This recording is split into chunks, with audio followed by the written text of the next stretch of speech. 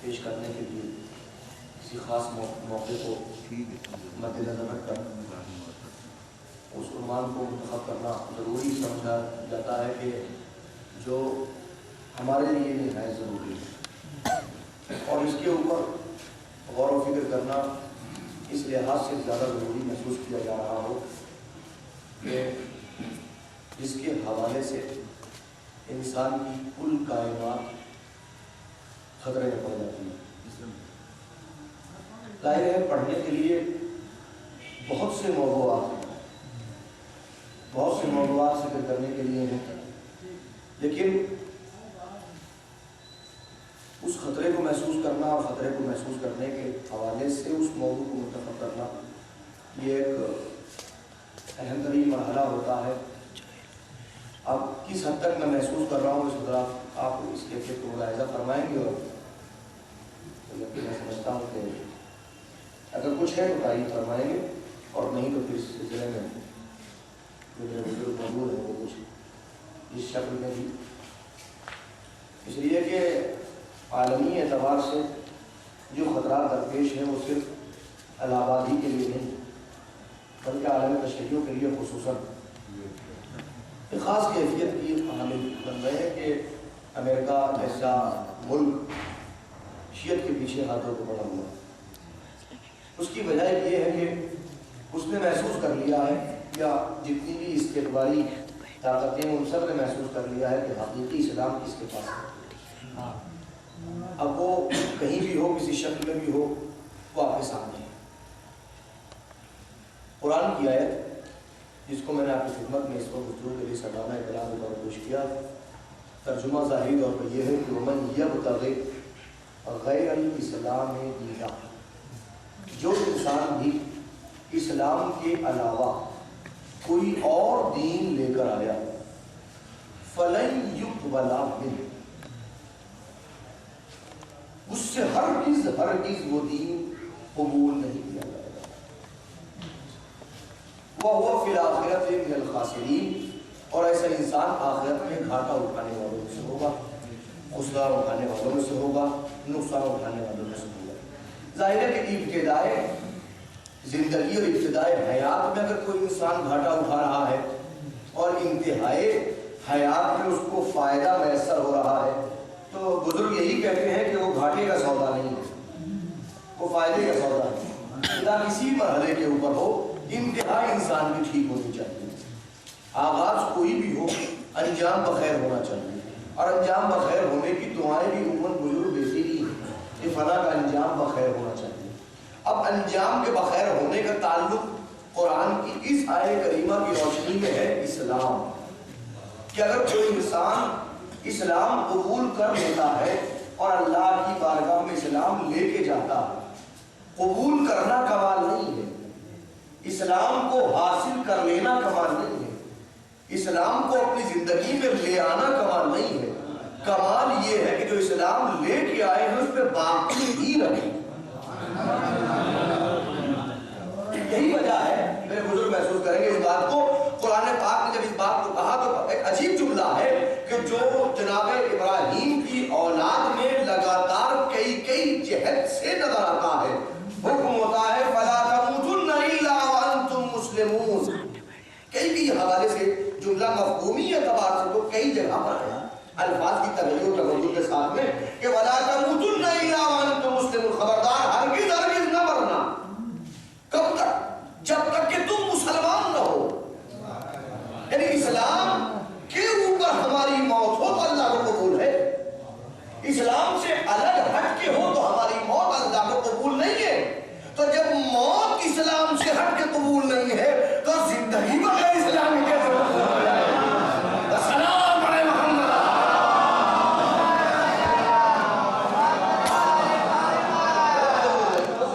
اسلام کیسے قبول ہو جائے؟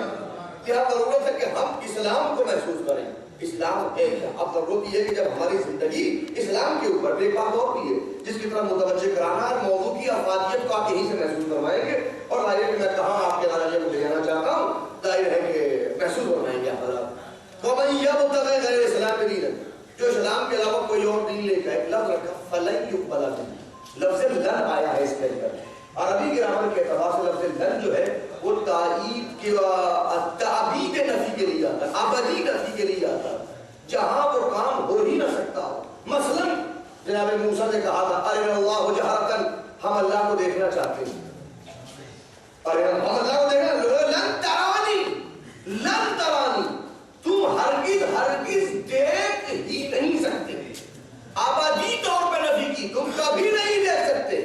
تو جہاں ابدیت آتی ہو نفی کے اندر حالت لن فلن یقبل منہ، ہرگز ہرگز قبول نہیں کیا جائے گا۔ کیونکہ ایک بات یہاں سامنے آ رہی وہ یہ میرا محترم اگر محسوس کرے گا کہ دین کو قبول کرنا ہی ہماری ذمہ داری نہیں، دین کو قبول کروانا بھی ذمہ داری ہے۔ کیا کرنا چاہتا ہوں محسوس ہو پائیں گے، دین کو اختیار کرنا ہی ہماری ذمہ داری نہیں ہے، دین کو قبول کروانا۔ مسئلہ یہ ہے کہ آپ نے اختیار کر لیا، یہ کمال نہیں ہے، آپ نے جو اختیار کیا ہے وہ بھی قبول کرے۔ دیکھیں میں کس منزل پر آنا چاہتا ہوں آپ کے ذہنوں میں، اور پھر یہی نہیں میں ایک بات کروں، مثال میں ایک بات کرتے ہوئے عموماً ہم نے مختلف الجہاں، مختلف الخیال افراد کو جب اپنی تبلیغ کے موقع پر گفتگو کرتے ہوئے دیکھا تو اسلام سے تعلق رکھنے والے افراد جب ٹولیوں کی شکل میں نکلتے ہیں تو آ کے خاص طور پہ تمام امت مسلمہ کو ایک حکم خدا کی طرف متوجہ کرتے ہیں۔ تو حکم خدا کیا ہے؟ نماز، نماز پڑھو، نماز پڑھو، نماز پڑھو، اللہ کے سامنے سر جھکاؤ، اللہ کی بارگاہ میں سر نیاز کم کرو۔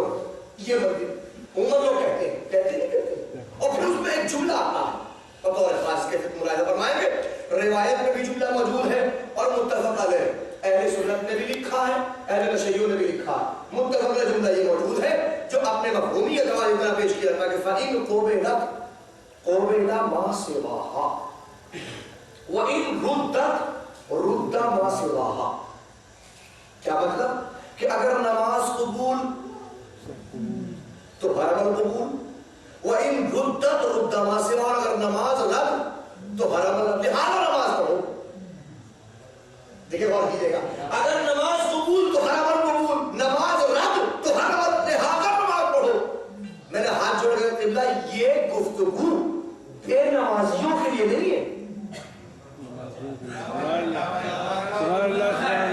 یہ گفتگو بے نمازیوں کے لیے نہیں ہے کہ نماز پڑھو اس لیے کہ نماز قبول تو ہر عمل قبول، نماز رد تو ہر عمل نہیں، یہ گفتگو بے نمازیوں کے لیے ہے۔ اس کہنے میں بے نمازیوں کے لیے گفتگو نہیں ہے، نمازیوں کے لیے گفتگو ہے۔ نماز پڑھ رہے ہو، مسجد میں آ رہے ہو، سردی پڑ رہی ہے، اس سرد لہروں سے بچتے ہوئے، اپنے بستروں کو چھوڑتے ہوئے، اپنے گھر بار کو چھوڑتے ہوئے مسجد تک آ کے خدمت فرمائی ہے آپ نے، ٹھنڈے پانی سے وضو فرمایا ہے آپ نے، وضو فرمانے کے بعد آپ کھڑے ہوئے ہیں، موسم کا خیال نہیں، لمحات کا خیال نہیں، وقت کا خیال نہیں، اپنے اللہ کی بارگاہ میں کھڑے ہو کے سب نیاز حل کرنے کے تشریف لے کے آئے ہیں۔ تو اگر آ گئے ہیں اور آپ نے مسلسل نمازیں پڑھ لی ہیں، آپ نے وقت کو باقاعدہ استعمال فرمایا ہے، تو یاد رکھیں نماز تو پڑھ رہا ہے، مگر نماز کو پڑھتے ہوئے اس بات کو یاد رکھیے گا کہ اگر نماز قبول یعنی فقط نماز، دیکھیں میں جملہ کہنا چاہتا ہوں، فقط نماز پڑھنا ہی کافی نہیں ہے، ایسی پڑھنا ضروری ہے کہ وہ قبول کا ہے۔ محسوس کرنے والا کس وجہ سے کہنا چاہتا ہوں، ایسی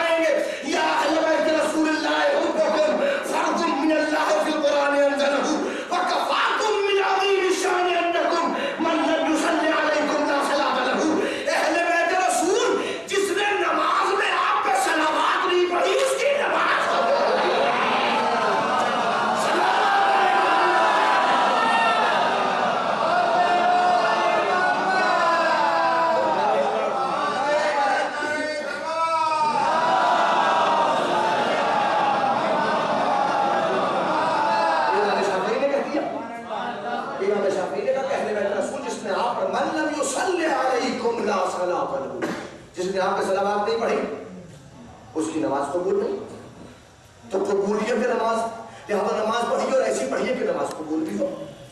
نماز میں آل محمد کے اوپر. جب نماز پڑھنا ضروری ہے، اور یہ ہی ضروری نہیں کہ نماز پڑھیں، یہ بھی واجب ہے کہ ایسی پڑھیں کہ وہ قبول کرے. تو آیت کہہ رہی فَلَن يُقْبَلَ مِنْهُ، قبول ہرگز نہیں، فقط اسلام لانا ہی کافی نہیں ہے، وہ اسلام لے کے آئے کہ وہ قبول کرے. دیکھیے نا کہاں موضوع کو لے کے آ رہا ہوں کہ وہ قبول کرے. وہ سند عوام کی طرف سے نہ ملے، سند عوام کی طرف سے نہ ملے، سند وہاں سے ملے وہ کہے کہ قبول کر لیا. تو جس مذہب کے ذمہ دار نے ہمارے سامنے اسلام پیش کیا، عقل کہتی ہے کہ اس پہ اوپر واجب ہے کہ وہ بھی بتائے کہ جس کی بنیاد پہ ہم سے اسلام قبول کیا جائے گا. ہے ضروری ہے کہ نہیں ہے؟ اب آئیے اس کیفیت کو ملاحظہ فرمائے. کتاب کا نام اصول کافی، ہماری اپنی کتاب ہے.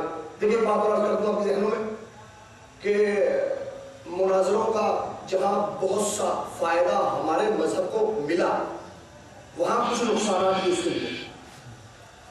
فائدہ یہ ہوا کہ متعدد افراد حلقہ مذہب میں داخل ہو گئے. نقصان ذہنیت کا ہوا. ذہنی نقصان یہ ہوا کہ ہماری فکر مناظرہ سنتے سنتے پڑھتے پڑھتے یہ ہو گئی کہ جب تک دوسروں کی کتابوں میں نہ ملے ہم یقین نہیں کرتے.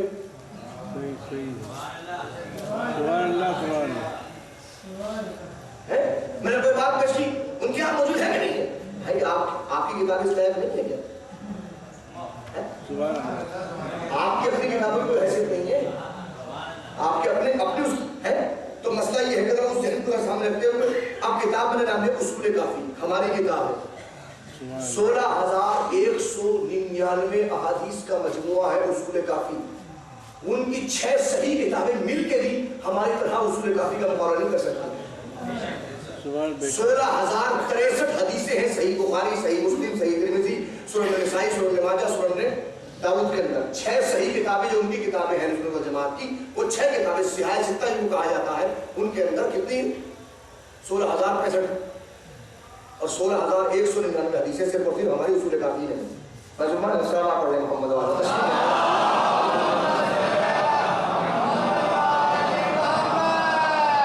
تو 16,199 حدیث ہوگا صرف اور صرف اصول کافی کے نام تو اس میں موجود ہے روایت. اب دیکھیے گا اس کے افیت کو لگاتار میں 2-3 روایت میں پیش کرنا. کون سا اسلام اللہ کی بارگاہ میں قبول ہے؟ اللہ چاہتا ہے اسلام لانا ہی ہماری ذمہ داری نہیں، اسلام کو قبول کروانا بھی ہماری ذمہ داری. بات کے اندر پہنچی. اب دیکھیے عجیب جملے روایت ہمارے اور آپ کے 5 مولانا حضرت امام محمد باقر علیہ السلام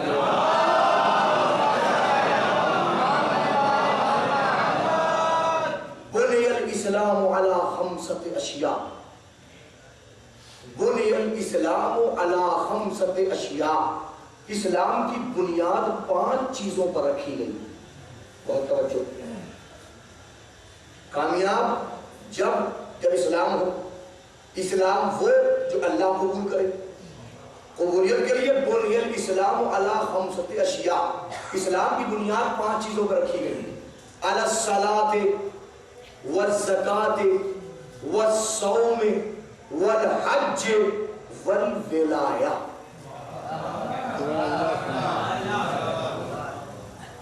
5 چیزیں. علی الصلاۃ نماز کے اوپر محسوس کریں گے آپ. والزکاة زکات کے اوپر، والصوم روزے کے اوپر، والحج اور حج کے اوپر، والولایہ اور ولایت کے اوپر. 5 چیزوں پر اسلام کی بنیاد. ظاہر 5 چیزیں ہیں. ایک عمارت کے 5 ستون ہیں، ٹھیک ہے، ہر ایک ستون کی اپنی حیثیت ہے. لیکن اب معصوم نے جملہ کہا، وہ جملہ عجیب ہے. وَلَمْ تُنَادِ بِشَيْءٍ كَمَا نُودِيَ بِالْوِلَایَةِ.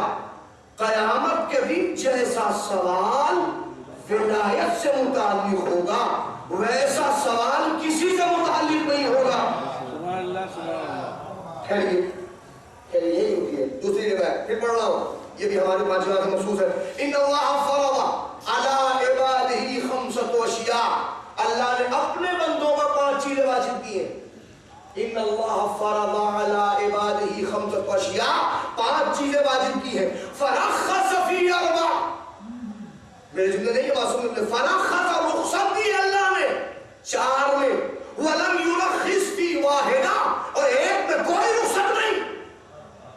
ذرا محسوس فرمائیں گے آپ, ایک میں کوئی رخصت نہیں. 5 واجب کی, 4 میں رخصت. کسی نے پوچھا یا رسول اللہ وما رخصت, رخصت سے مراد کیا ہے؟ ظاہر ہے کہ ذہن منفی رخ اختیار نہ کر لے, کسی اور طرف نہ چلے جائے. مولا رخصت سے مراد کیا ہے؟ فرمایا رخصت سے مراد یہ ہے کہ انسان پہ نماز فرض ہے, ظاہر ہے سفر کی حالت ہوئی, قصر ہو گئے, کھڑا ہو کے نہیں پڑھ سکتا, بیٹھ کے پڑھ لے, بیٹھ کے نہیں پڑھ سکتا, لیٹ کے پڑھ لے, لیٹ کے نہیں پڑھ سکتا, اشاروں سے پڑھ لے. روایت کے جملے یہ ہیں معصومین کے حوالے سے جو علماء کرام نے اور مراجع نظام نے فتاوے پیش کیے ہیں. کوئی انسان ڈوب رہا ڈوبتی ہوئی کیفیت میں نماز کا وقت ہو گیا, ظاہر ڈوب رہا, وضو نہیں کر سکتا. اس منزل کے اوپر حکم شریعت یہ ہے کہ نیت کرنا تمہارا کام, قبول کرنا ہمارا کام. تمہارا چھوٹے کے نہیں ہاتھ, لیکن رخصت روزہ فرض ہے, لیکن رخصت کیسے رخصت کہ انسان مریض ہو گیا نہیں. 5 میں رکھ لیجیے آپ, مرض اس رمضان سے اس رمضان مبارک تک پہنچ گیا, ظاہر ہے اب کچھ اور چیزیں بھی ایڈ ہو گئی. فدیہ بھی نہیں اس منزل کے اوپر آپ آگے, اس کا فارا دیجیے آپ, یہ دیجیے کہاں تک پہنچنا ہے, قضا کرنی ہے, تمام کو یہ پھر دیجیے. حج فرض ہے, واجب ہو گیا, کسی دشمن نے کہہ دیا آپ جائیے, آپ کے بعد ہم آپ کے مکان میں قبضہ کر لیں, بس جب تک وہ دشمن یا دشمن کی سازش ختم نہ ہو جائے. رخصت, زکوٰۃ, نصاب پورا ہے, 1 دن باقی رہ گیا, نصاب میں کمی رہ گئی, تھوڑی سی کمی, 870 کلو کے اوپر بالکل کوئی کسان ہے, اتنا پیدا ہوا, آدھا کلو کم ہو گیا, رخصت. 4 چیزوں میں رخصت, اور فرماتے یہ ہے کہ 5ویں چیز میں کوئی رخصت نہیں. گھر میں ہوتا واجب, باہر ہوتا واجب, بچہ ہوتا واجب, جوان ہوتا واجب, بوڑھا ہوتا واجب, سفر میں ہوتا واجب, ہر کیفیت میں واجب ہے. اس کا نام ہے ولایت. بغیر ولایت کے اسلام قبول نہیں ہے. اسلام وہ قبول جو ولایت کے ساتھ میں ہو. اب مسئلہ یہ ہوتا, سوال کو تو ذہن میں ہوگا کہ بھائی سمجھ میں نہیں آتا اس منزل کے اوپر کہ 5 چیزیں واجب قرار دی گئی اور 4 میں رخصت, اور ایک ایسی اہمیت ہے کیا؟ کیا کوئی عالم مثال اور تمثیل میں کوئی ایسی کیفیت موجود ہے کہ جہاں پہ کسی شے کی اہمیت کو اس حد تک واضح کیا جا سکے کہ اس ایک کے وجود پر پوری کیفیت کا انحصار ہو؟ ہاں الحمدللہ دیکھا ہے, متعدد مراحل میں دیکھا گیا ہے. ظاہر ہے کہ کیفیات تو کم سے کم یہاں بھی نظر آتی ہیں. آپ کے الہباد نہیں کہ معلوم ہوا کہ کوئی خاص موقع میلے ویلے کا ہوا اور وہ ایک خیمے لگا دیے گئے, اور اس میں لگانے میں خاص طور دیکھا گیا کہ خیمے ایسے نہیں لگتے, پہلے 4 کونوں کے اوپر 4 چھوٹے چھوٹے اور بھی لکڑیاں گاڑی جاتی ہیں, اور گاڑی میں اچھا ہو کر سن کو منسلک کیا جاتا. خیمہ قابل استعمال ہوتا ہے؟ نہیں ہوتا. کب تک نہیں ہوتا؟ جب تک کہ اس کے درمیان میں کچھ ایسا بانس لگا دیا جائے. جب تک کہ درمیان میں بانس نہ لگا دیا جائے, بانس لگایا گیا, خیمہ قابل استعمال ہو گیا. اسلام بھی یہ خیمے ہی کے مانند ہے, ایک طرف نماز, دوسری طرف روزہ, تیسری طرف حج, چوتھی طرف زکات, درمیان میں ولایت کا ستون موجود ہے.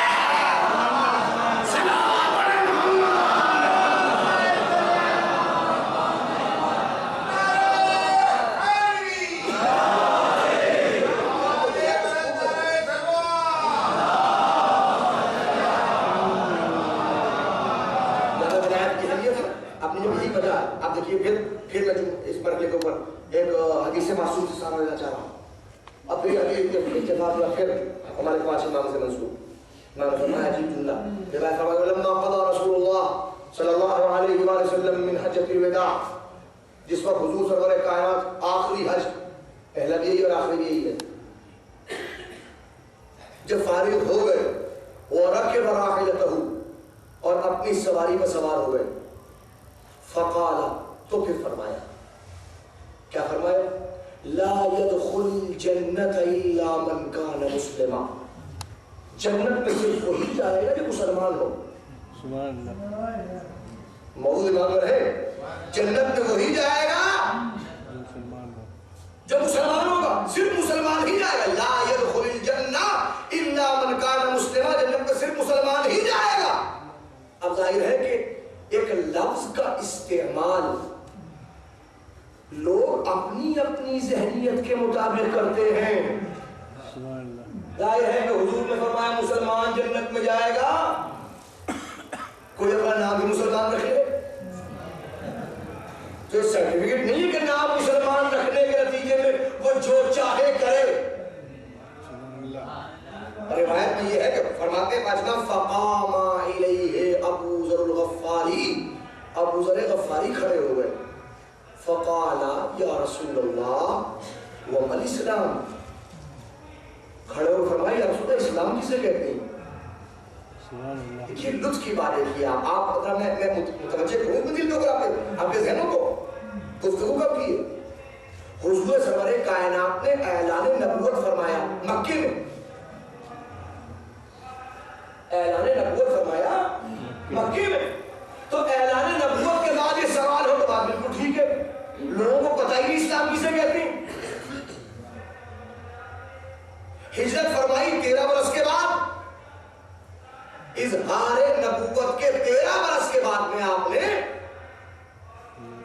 ہجرت فرمائی، مدینہ منورہ ہے، تو اس وقت ہو تو ممکن ہے کہہ سکتے ہیں اسلام اپنی حقیقی شکل میں مکمل طور پہ سامنے نہیں آیا، اس لیے کہ ابھی تک عقائد کی منزل ہے، اعمال کی منزل ہے ہی نہیں، تو جب اعمال کی منزل ہی نہیں ہے تو اسلام کا پورا ایک خاکہ ہمارے ذہن میں آیا ہی نہیں، پتہ ہی نہیں اسلام کسے کہتے ہیں ہمیں، یا رسول اللہ عمل اسلام، اسلام کسے کہتے ہیں، بات سمجھ میں آتی ہے۔ سوال کرنے والا کون ہے؟ ابو ذر، غور کیجیے گا، شخصیت دیکھیے، موضوع کی اہمیت کا اندازہ لگائیے۔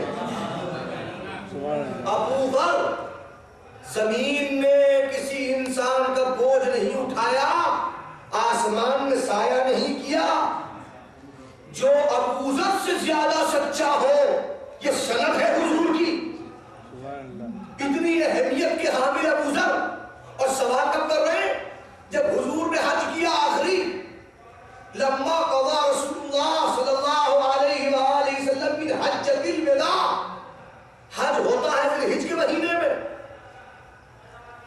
اور ظاہر ہے کہ ابتدائے سفر ورکب راحلتہ، اپنے سواری پر سوار ہوئے، تو اس کا مطلب حج ہو چکا کم سے کم 15 تاریخ ذی الحج کی گزر چکی ہے، 15 دن رہ گئے ہیں اس 10 ہجری کے ختم ہونے میں، محرم اور سفر 28 سفر آئے گی تو حضور چلے جائیں گے، 3 مہینے حضور کی زندگی باقی نہیں ہے، اور اب ایک خاص صحابی کہہ رہا ہے یا رسول اللہ وما الاسلام۔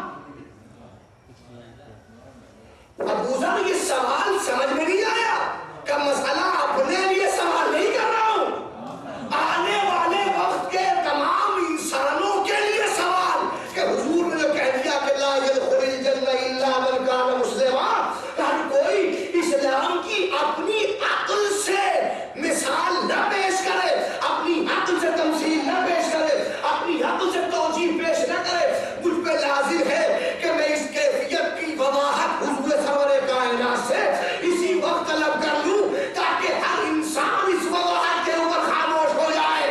یا رسول اللہ عمل اسلام، اسلام کسے کہتے ہیں؟ حضور نے مسکرا کے ابو ذر کو دیکھا اور دیکھنے کے بعد کہا الاسلام عریان، اسلام عریاں ہے، عریاں کا مطلب ظاہر، واضح، روشن، بالکل سب کے سامنے واضح، فلباس التقوی، اس کا تقوی، اس کا لباس تقوی ہے، ووقارہ العمل، اور اس کا وقار جو ہے وہ عمل ہے، وثمرتہ الحیا، اور اس کی ثمر نتیجہ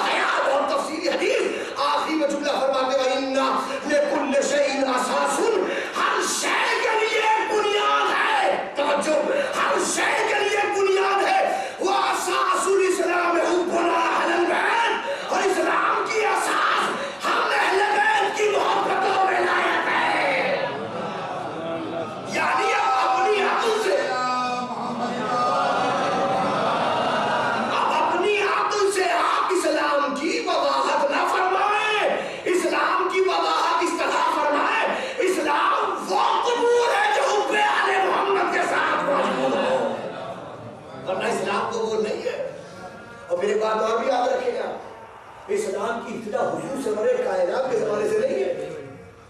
اسلام تو وہ ہے وَسَمَّاكُمُ الْمُسْلِمِينَ. نام ابراہیم جیسے شخص نے رکھا, شجرۃ الانبیاء, شیخ الانبیاء, خلیل خدا, امام اول, انہوں نے نام رکھا ہے وَسَمَّاكُمْ, انہوں نے تمہارا نام مسلمان رکھا. اتنا انجا بھی نہیں ہے وہاں سے کتا, لیکن پھر بھی ایک کیفیت کہ ہوا سماکم المسلمین کے بعد کی کیفیتیں. اب جا کے پڑھیے تفسیر کا نام تفسیر امام حسن عسکری علیہ السلام.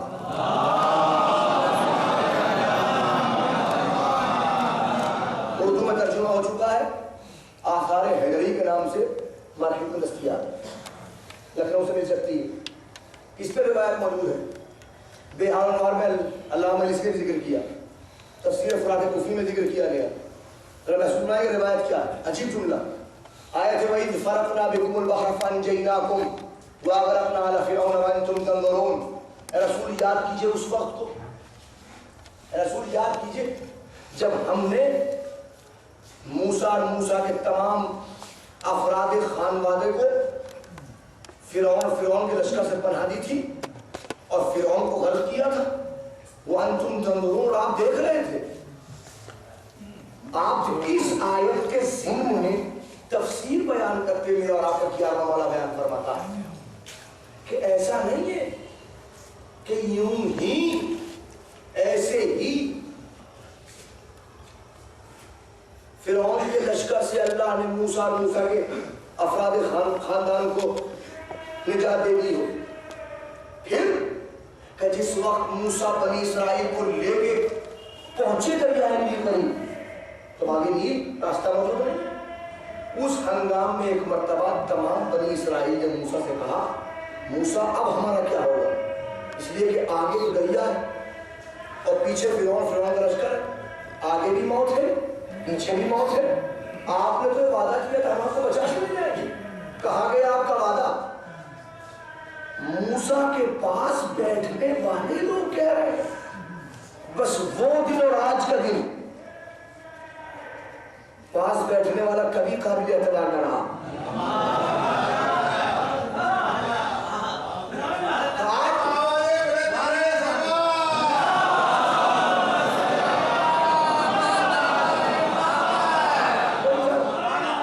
سرکار آپ نے فرمایا تھا نجات دے کے کہاں نہیں جا, ایک مرتبہ فوراً رہا ہے پروردگار تو نے وعدہ کیا, میں تیرے قول سے کہا تھا کہاں نہیں جا.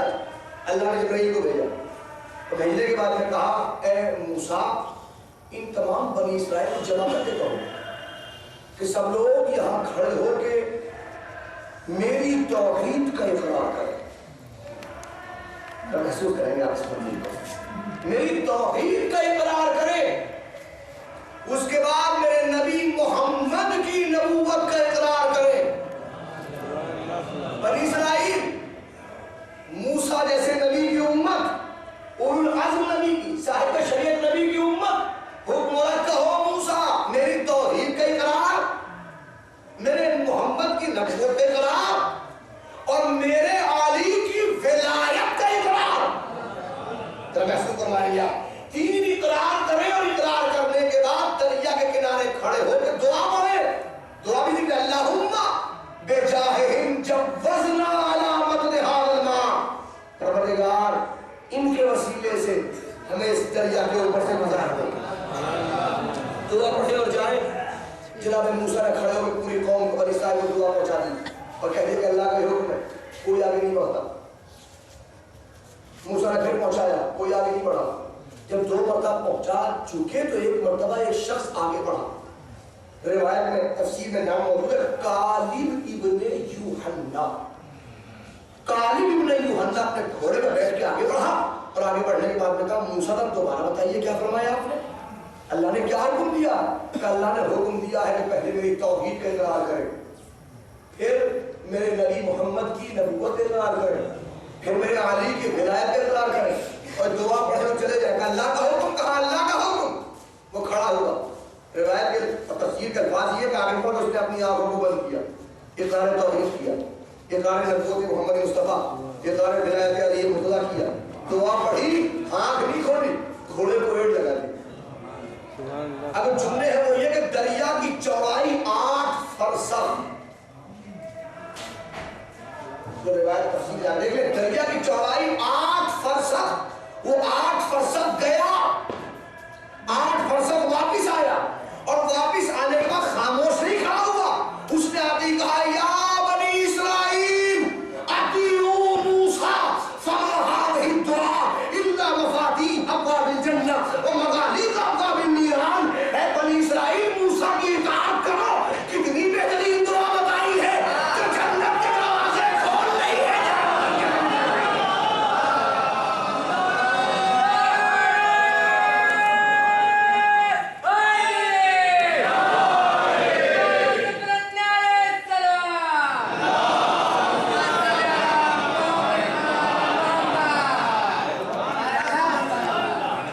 جنت کے دروازے کھول رہی ہے، جہنم کے بند کر رہی ہے۔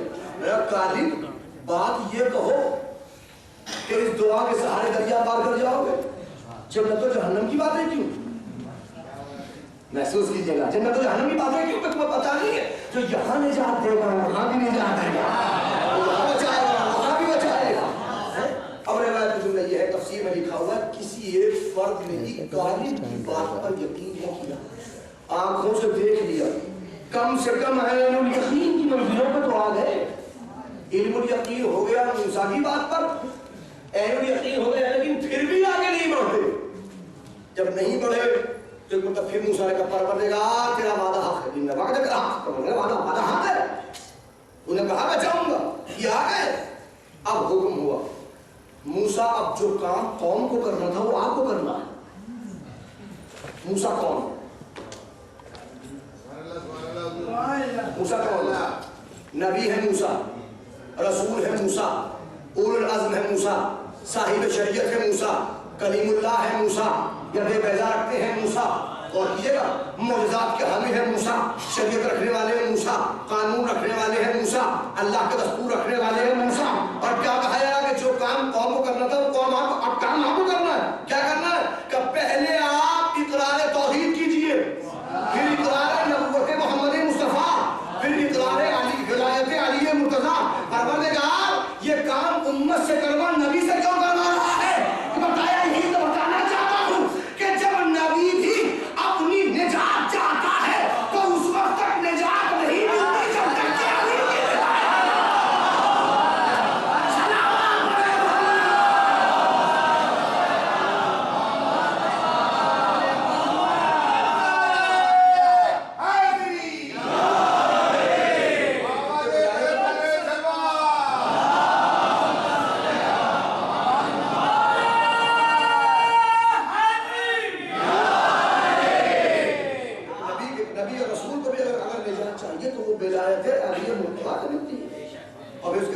جب آپ اتنی اقرار کر رہے ہیں تب آپ اپنے عصا کو اٹھائیے اور اب ماریے۔ روایت کے جملے کے مارا دریا میں راستہ پیدا ہو گیا، چلیے چلیے، اب بھی کوئی آگے بڑھنے کا موقع نہیں ہے۔ کیوں؟ کیا پریشانی ہے تو راستہ بن کے چلیے؟ کہ نہیں، راستہ ایک ہے، ہم 12 قبیلے ہیں۔ پریشانی کا مرحلہ یہ ہے کہ اگر کوئی ایک آگے بڑھا تو 12 قبیلے میں کوئی ایک بڑھے گا، جو بڑھ گیا اسی کا قبیلہ باقی اور قبیلوں کے اوپر ہمیشہ فخر و بہات کہ ہم آگے بڑھے تھے اور یہ ہمیں پسند نہیں ہے۔ تو پھر کب 12 راستے کے موت سامنے ہے، کسی ضد کا بھی کیا کیا جائے، کسی ضد کا بھی کیا کیا جائے، مگر ظاہر ہے کہ جانتے اس کے ضد کو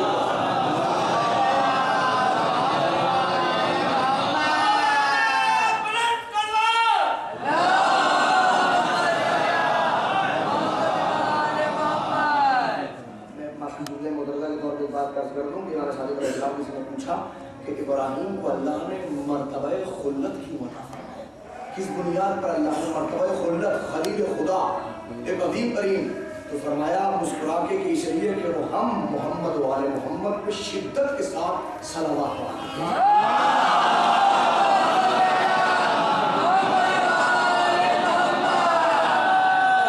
اب چلیے بسم اللہ، کہ نہیں پڑھیں گے، 12 ہیں، 12 راستے بنائیے، پھر حکم خدا آیا وہی، پھر عمل دہرائیے، ہر قدم کے اوپر کوئی کام کی اقرار توحید، اقرار نبوت، اقرار ولایت، پھر ایسا مانیے ایک مرتبہ ہو گیا کافی ہے کہ نہیں؟ جتنی مرتبہ ضرورت ہوگی اتنی مرتبہ. کیوں؟ تاکہ آنے والی امت کے لیے سبق بن جائے، جب بھی مشکل پڑے منہ سے ہی آنی نکل جائے،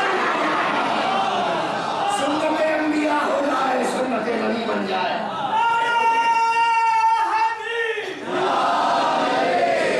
اب اس بندے کو محسوس فرمائیں کہ آپ 12 راستے بنے تو چلیے کہ نہیں چلیں گے. کیوں نہیں چلیں گے؟